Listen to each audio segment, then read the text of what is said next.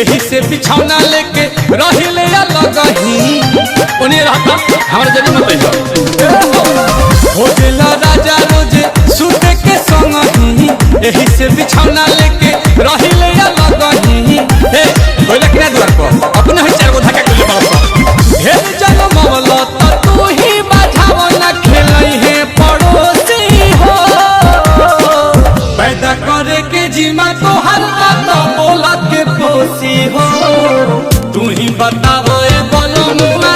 के बात दोषी हो साले साले खाली जन्म आई बाबा के करा के पोसी हो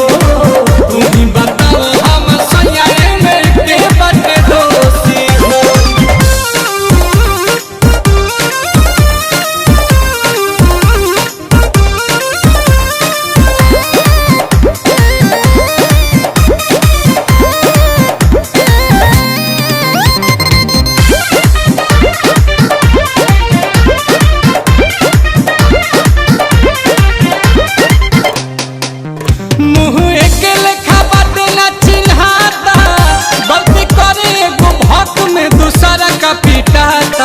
दुल्हन के रंग रूप वेशभूषा के लेखा भइल बा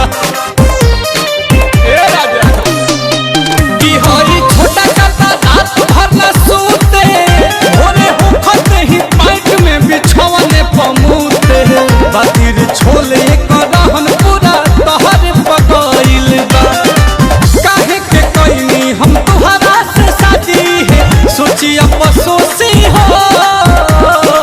पैदा करके जीमा तो हर बात बोल के पोसी हो तू ही बताओ हमारा जाया फिर के बात दोषी हो साले साले खाली जन्म ही बता के करा के कोसी हो तू ही बताओ हमारा जाया फिर के बात दोषी हो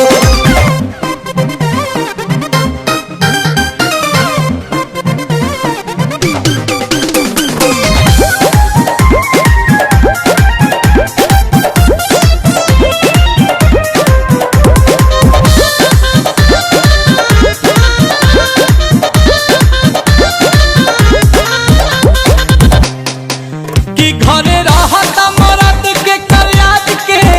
बड़ा काम के न काज के तू दुश्मन अनाज के ए नील कमल या सुतोष बानी किस्मत के झोंकत हो कि एगो माने ता तू सारा का चिल्लाला